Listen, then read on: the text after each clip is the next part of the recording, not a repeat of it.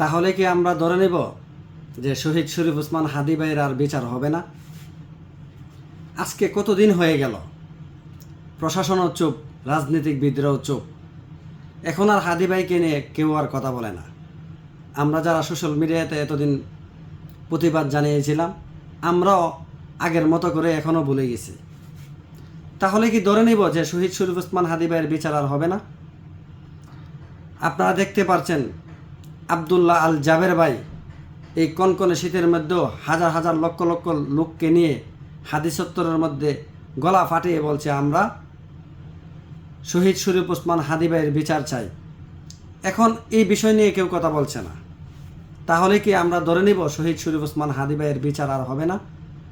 আপনারা কি সবার মতো করে শহীদ শরীফ ওসমান হাদী ভাইকে বলে যাবেন, যে ব্যক্তিটা আপনার কথাগুলো বলতে গিয়ে এই দুনিয়ার মায়া ত্যাগ করে চলে যেতে হয়েছে, ইনসাফের কথা বলতে গিয়ে এই দুনিয়ার মায়া ত্যাগ করতে হয়েছে? তাহলে কি আমরা সবার মতো করে শহীদ শরীফ ওসমান হাদী ভাইকে বলতে ভুলে যাব? এখন রাজনীতিবিদরা ক্ষমতায় যাওয়ার জন্য পাগল হয়ে গেছে। তারাই আমাদেরকে আবার প্রতিশ্রুতি দিচ্ছে বাংলাদেশে ইনসাফ কায়েম করবে, বাংলাদেশে কোনো দুর্নীতি চলবে না, বাংলাদেশের জনগণ নির্বিধায় চলতে পারবে।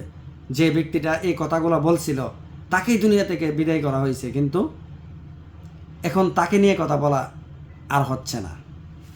তাহলে কি আমরা ধরেই নিব যে শহীদ শরীফ ওসমান হাদী ভাইয়ের বিচার আর হবে না? আসলে এই ব্যক্তিটার জন্য অনেক আমার মায়া হয়, তাকে কোনোভাবেই বলতে পারছে না। আমি জানি না আপনার কেমন হয়। তাহলে আমি একটা কথাই বলবো, দেখেন ভাই, প্রতিবাদ চালিয়ে যান।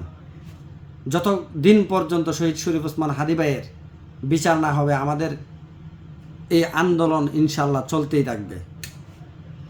এমন একটা ব্যক্তি যে বাংলাদেশের প্রতিটা মানুষের অন্তরে জায়গা করে নিয়েছে, এই ব্যক্তির মতন ব্যক্তির যদি বাংলাদেশে বিচার না হয়, তাহলে আপনার আমার, আপনি আমি মারা গেলে, আমাদের কেউ যদি মারা যায়, তাহলে আমাদের কি বিচার এই বাংলার জমিনে হবে? আমাদেরকে নিয়ে কথা বলার তো এই পৃথিবীতে কেউ আর থাকবে না। একটা মানুষের কথাগুলো যদি শুনেন, শহীদ শরীফ ওসমান হাদী ভাইয়ের বক্তব্যগুলো যদি শুনেন, সবগুলা কথা সে আপনার জন্য আমার জন্য বলেছেন। ওই ব্যক্তিটার কথা, দেশকে এত দেশপ্রেমিক মানুষ হইতে পারেন, এত বড় একজন দেশপ্রেমিকের বিচারে কথা এখন আর কেউ বলে না। তাহলে আপনি আমি চলে গেলে কি হবে? সকলে এখন ক্ষমতার পাগল ভাই, ক্ষমতায় যাওয়ার জন্য সকলেই ব্যস্ত।